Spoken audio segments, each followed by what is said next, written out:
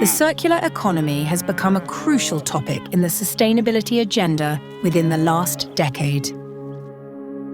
This documentary recounts 4 stories from different contexts, chosen by the JUST2CE research project in Italy, Portugal, Ghana, and South Africa, with the aim of better understanding what it means an inclusive, sustainable, and socially just transition to a circular economy.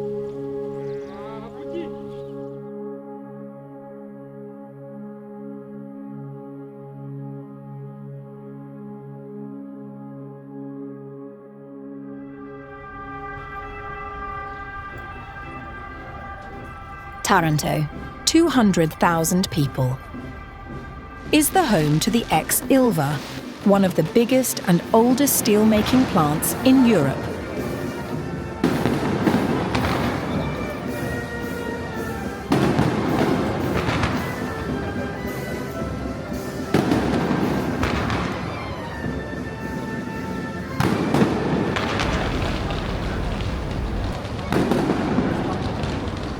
Since 1960s, ex-Ilva's extensive production and employment capacity strongly influenced the territory's development. It caused several fatal accidents, led to severe pollution and a public health crisis in the surrounding area, compromising any alternative economic possibility. Here, Liberi e Pensanti Committee proposed a citizen-led circular economic strategy for the transition of the entire city of Taranto to a circular economy, away from its polluting steel-making monoculture. This strategy is named Piano Tanto.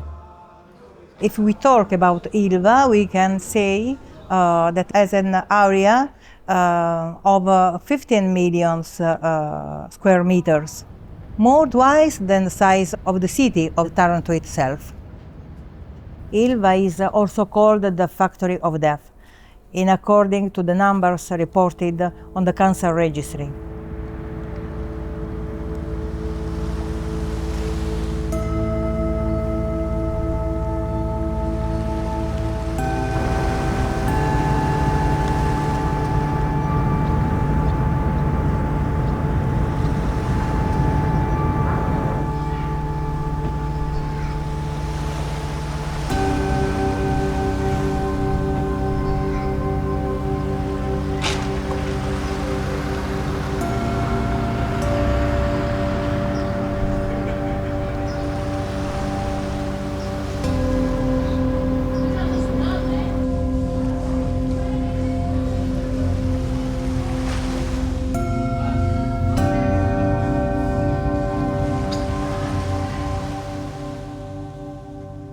Lack of safety in production practices have caused many accidents.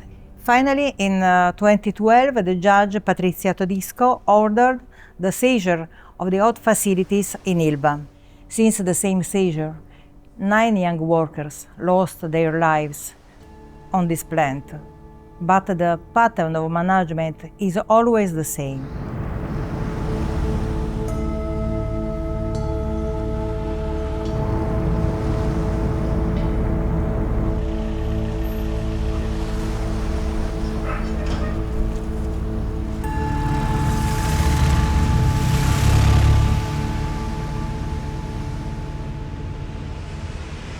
Io lavoro allo stabilimento Ilva dal 97.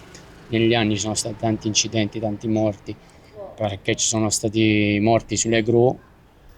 E questo, quando noi diciamo che quella fabbrica va chiusa totalmente, è proprio per quello, perché non esiste solo la diossina che si vede e che noi mangiamo, ma esistono tanti inquinanti, quelle sostanze che si creavano, chi le ha inalate? Io. E tutto il resto dove andava a finire? Nel sottosuolo, inquinamento. Io mi sono ammalato di tumore alla tiroide. E più che la questione, no, dell'operazione che ho subito, è proprio la questione mentale che mi fa male, e ancora oggi mi fa male. Perché cioè, tu ti senti veramente impazzire e dici vabbè, io Io mi sono andato ad ammazzare.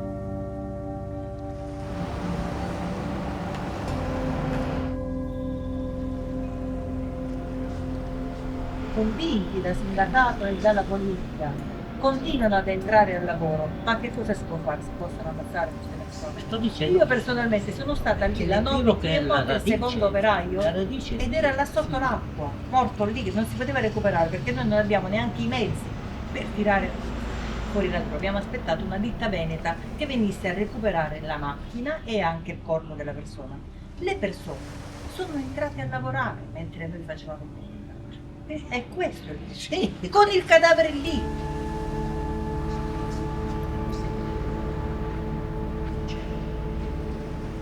Non dimentichiamo che la natura e le cose che ci sono nella natura sono in dono, intanto, prima di essere proprietà privata. Beh, il capitalismo si poggia sull'idea di dominarla la natura e di trarne il maggior profitto. E quello, anche Perciò. questo è in agonia, cioè purtroppo non muore mai.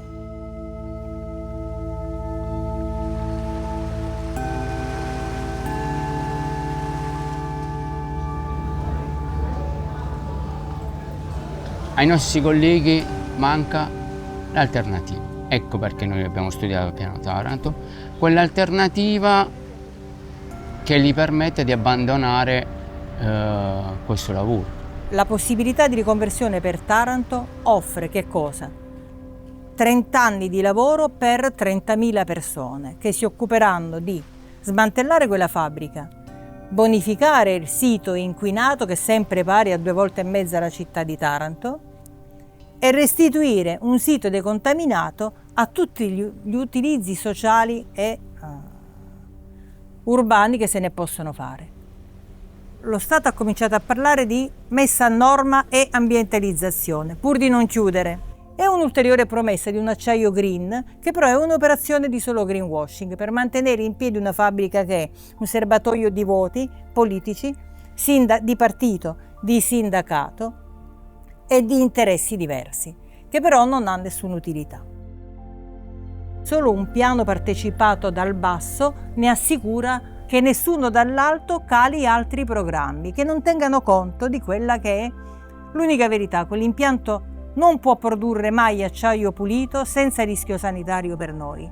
Quindi l'unica alternativa è la chiusura, non parziale della sola area a caldo così come era cominciata, di tutta l'area che inquina, anche quella a freddo, e dello smantellamento e la bonifica totale.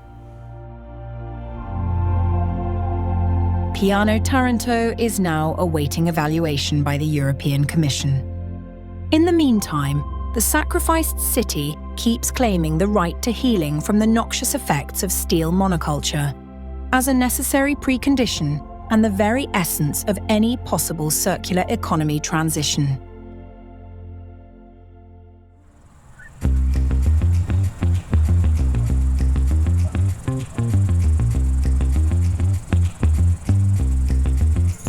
Montemor o Novo is a small rural town of the Alentejo region in the south of Portugal, affected for decades by economic decline, loss of population, and the environmental effects caused by agro-industry. Here in 2015 was founded MinGa Cooperative with the aim of promoting an economic renaissance based on the recovery of a rural circular economy.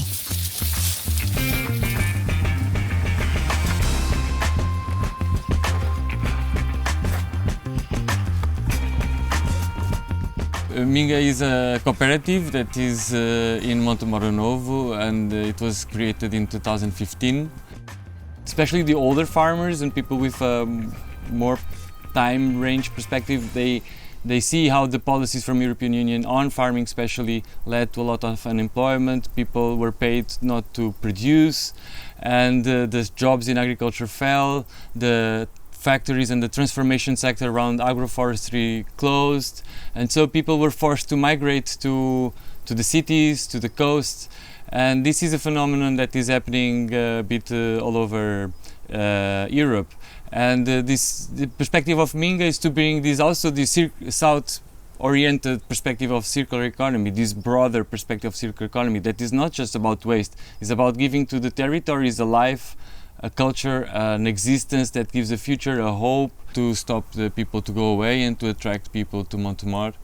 And we understood that there were economic problems facing the population. People had difficulties, the farmers have difficulties to sell their products. People had difficulties to create their own businesses because of costs, and also there were housing problems, so people could not afford the housing. So we thought of creating a cooperative that could create income sources to the people, either by helping them to make their own business or by helping them to sell their products by having a shop, or by helping them to develop projects in housing, in social services, things that are associated to their needs. So that was the context that MinGa appeared. And basically any person of Montemor can just sell any product or service to any client in Montemor, outside, wherever, but whenever they need paperwork and invoice to take care of all the bureaucracy, they can use MinGa to do that, and it's much cheaper than having their own company individually. We have architects, we have plumbers, we have translators, we have artists, we have all sorts of professions inside the cooperative.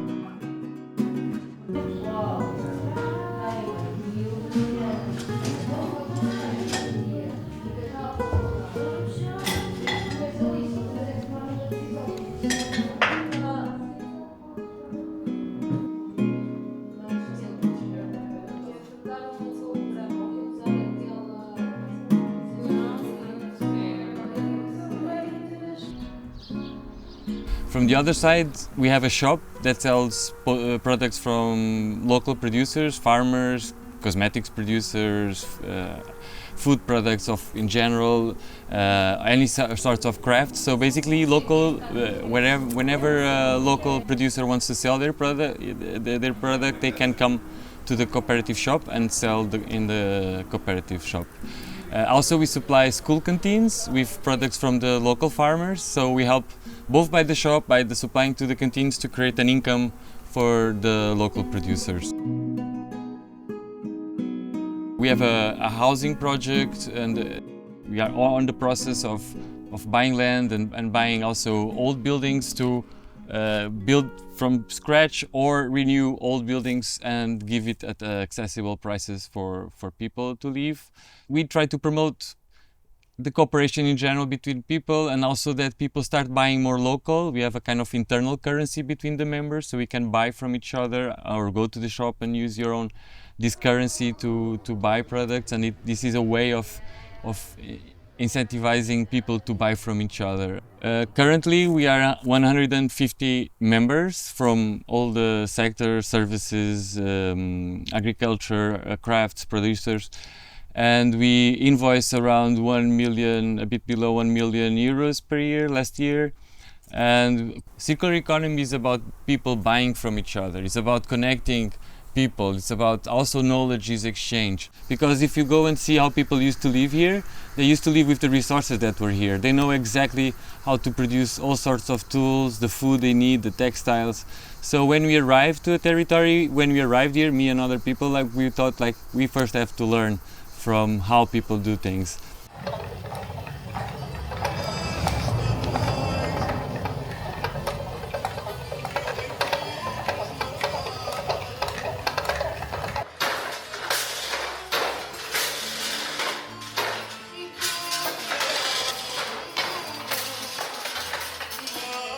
Distante mais profundo, e onde encontras madrugada,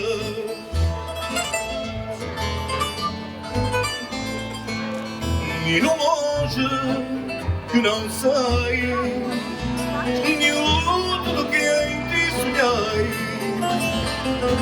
será só por We think that if we really want to produce a circular economy in a broad and deeper way, we should really give value to the ways people in different territories used to use their resources. Circular economy is about buying from each other, so create income inside the community, the money circulating through the members of that territory. And it's about circulation of knowledge. So knowledge between different generations, people with different backgrounds, storytelling. Storytelling is a way of circulating knowledge. So, knowledge is an economy factor in itself. So some people mention this, it's about circulating knowledge. So, and these people in general consider that MinGa were and could give some examples of how MinGa implement these circularities and in these multiple perspectives. In 2019, MinGa started sharing his expertise by offering courses and consultancy to sustain new cooperatives. Since 2002, it organises the annual Forum of Integral Cooperatives, where organisations coming from all over Portugal meet with the aim of creating synergies and developing new circular economy projects. Será só recordação.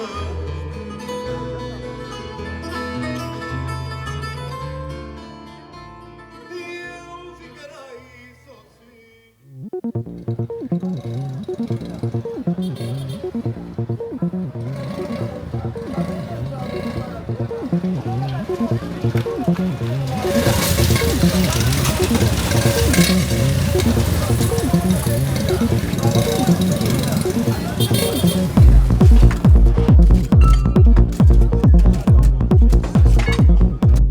The consumption of electric and electronic equipment and the subsequent generation of waste has substantially increased in the last decades and will likely continue to rise worldwide.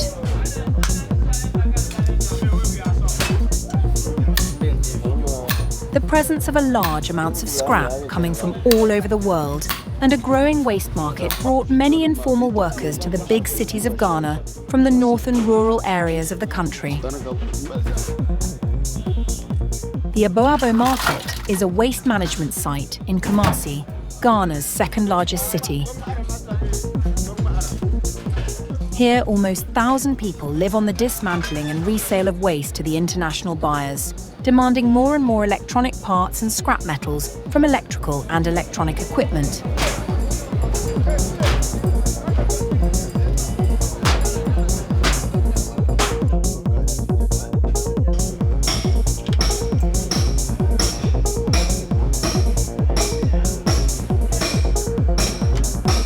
This part of Kumasi, it is a Zongo-dominated area. What I mean by Zongo is people of different origin or people of different tribes who have traveled from different parts of Ghana and come and settle in Kumasi here. All the people living around this area are either engaged in scrap business or they engage in a headquarter. You see the females carrying headpans around. If you have a load, you want a transport, they can carry it on their head for you. And we have the men engaged in the buying and selling of scrap materials. We have had people who are involved in the scrap business who are not genuine scrap dealers, but thieves. So we decided to come together and form a group so that the city authorities will be aware of us. Let's say police might stop you on your way and ask you, hey my friend, where did you get this engine from? You tell the police officer, oh, I went and bought it at this place, so and so sell it to me. Then the police will now demand something like receipt that proves that the owner really sold the thing to you. But an individual who just went and replaced his car engine cannot give you a receipt for a scrap engine.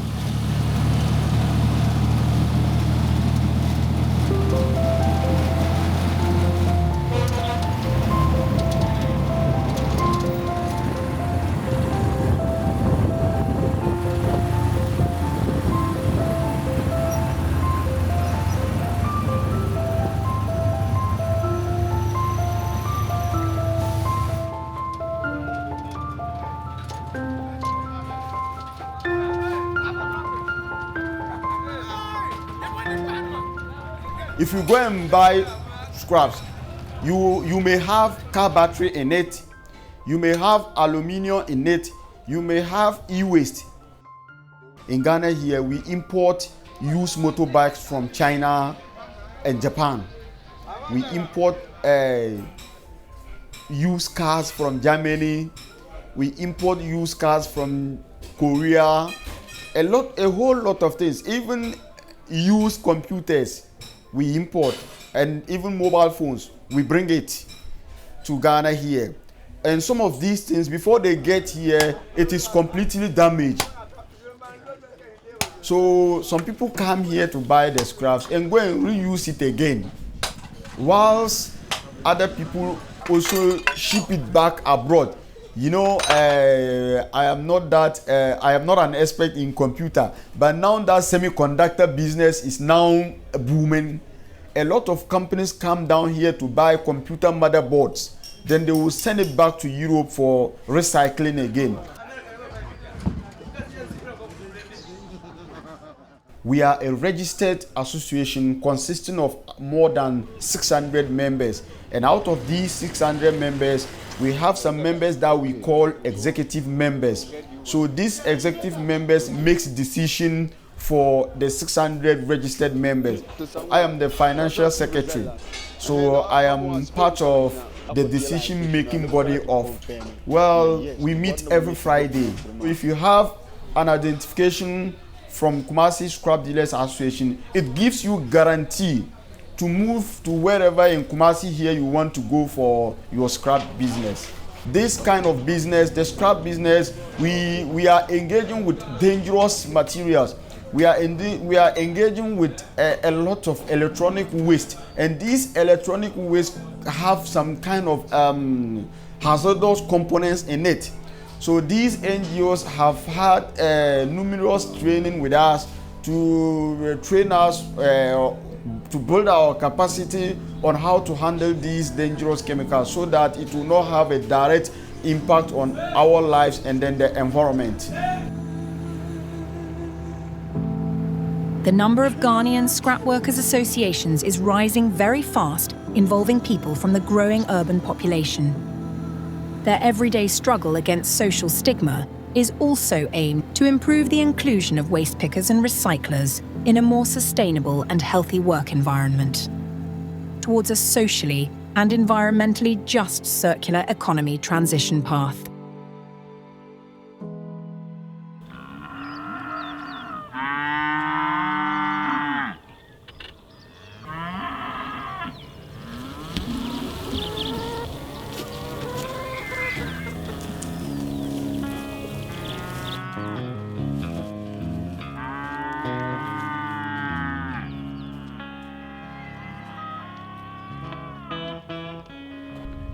The entire South African agricultural sector confronts changed weather patterns, experiences the fragility of extended value chains, and fears the brimming social discontent that derives from decades of extreme inequality and economic exclusion.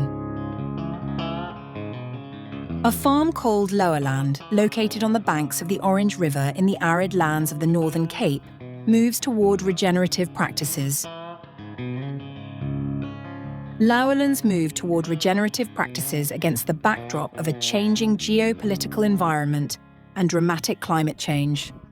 It can be seen as a prototype of a new mode of agricultural enterprise in South Africa and a harbinger of a future system in harmony with nature and society.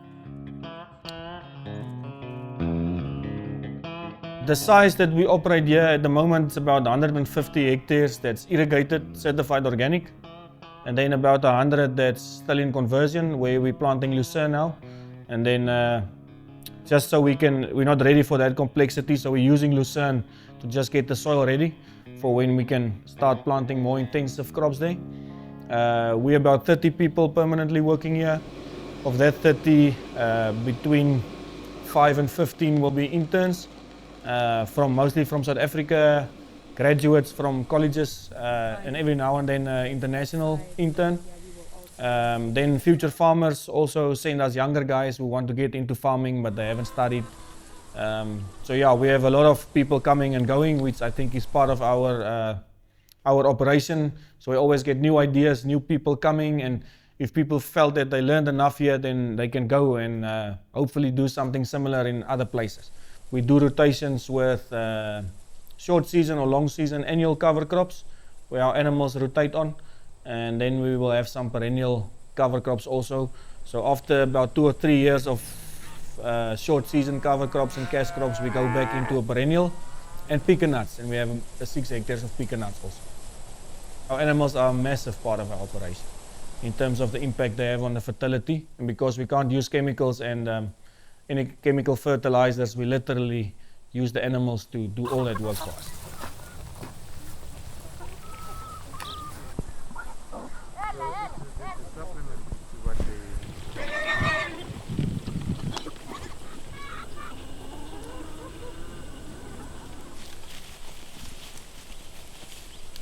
Whenever you're ready.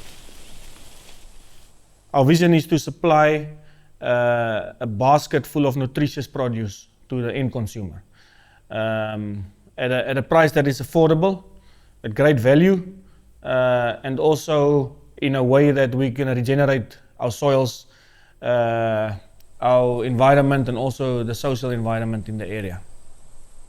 We are in an area that gets around 250 millimeters of water in a year average, and that would be arid area, so water is very important for us, and we monitor the soil moisture. Biological farming methods, you would save better moisture in your soil because you establish that mycorrhizal fungi, you establish your earthworms moving in the soil that use that moisture, that allow it to capture and to stay there on your soil, and not for the moisture just to run away and to go below everything. We try to operate on human scale. We try to uplift people, bring in people to run certain enterprises. As we are a complex operation, people really need to take ownership of what they are doing. The conventional model of farming, like we all learn when we study agriculture, is to be specialized and to optimize for one thing. You will have specialized inputs with people that will sell the inputs to you. Those inputs will generally come from overseas and be imported to South Africa. And you will optimize your crop and you will harvest, and a lot of it will be sold off as a commodity and some of it exported again.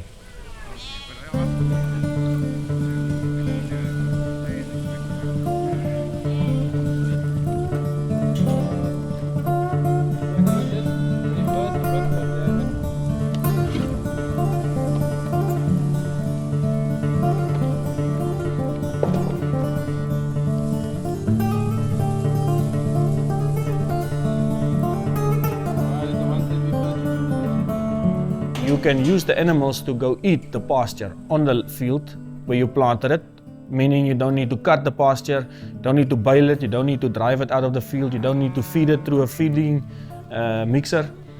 So everything happens on the field. So you use the animals for what they were born to do. So you use the ruminants to walk with their legs onto the pasture. You let them have a proper impact on the day. Leave the manure and the urine there for fertilizing the soil, and you move them on to the next camp. So you break down the barriers between different farming systems and you integrate everything. I think as soon as you break down that barrier, then there's a sense of pride in what you do because you get feedback, good and bad, every day. And I think once you've changed for me, once I've changed my thinking from commodity to actual product, you see it as being healthy, you see it as improving people's lives. That just completely changed my way of thinking.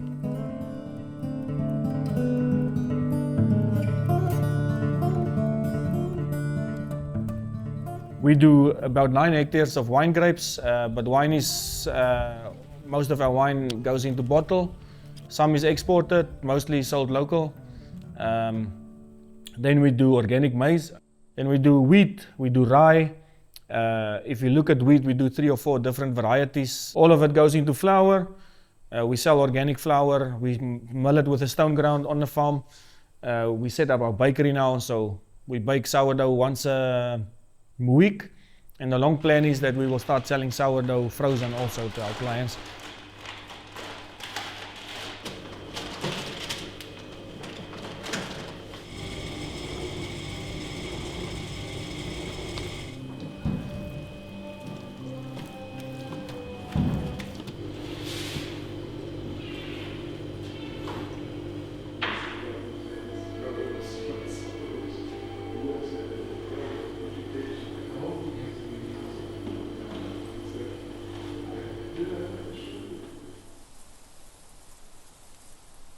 With this farming system, we are quite focused to develop leadership development skills, more or less that you manage basically yourself. What I like about this operation, you can ease and speak your mind and apply your management skills more or less with a team that work best for you, instead of most companies where we practice micromanagement, which can be quite stressful because you're just executing a program that is enforced upon a manager or team leader and say you need to execute this.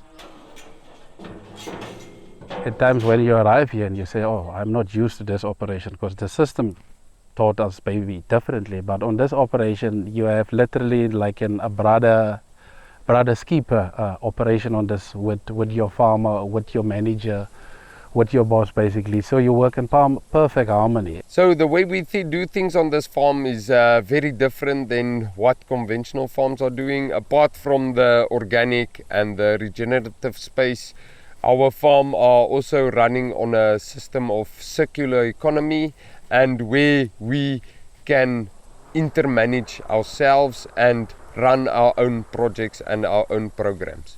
In South Africa, as you know, we have a bad history about apartheid and people being shoved aside, and for me it's very important to help educate the farmers of the future, to help put the guys out there, to get people educated and skilled up. Maybe we're not always 100% perfect, but at the end of the day, we all learn by making mistakes, and that is how Lowerland functions. It allows you to make mistakes, and it also gives you a full net where it can support you and where it can go and say, you know what, I think if you do this differently, you're gonna have better results. I think our leadership is more like bottom up, meaning that everyone plans their own week. And when we come to work on Monday, you already know what you want to do this week. It's not like somebody's going to tell you what to do. We want to make things better. You want to make the food better. You want to make people healthy. You want to get the best out of people. Let people reach their potential. Let them work if they want to work. Let them be managers if they think they can manage. Let them bake bread if they want to bake bread. That's a big part of our operation, to make sure that the integrity of the product and the way we farm it stay intact with the manufacturing and the storing and the logistics. So in the long term, it's so many opportunities for us to create more work on the farm, to create more jobs, and to bring all the manufacturing back to the farm.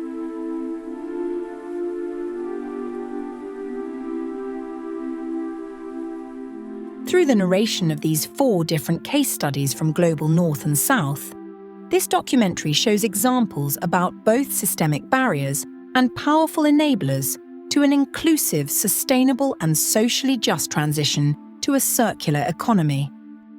In the belief that these stories can enliven the debate on the sustainable and democratic transformation of our society.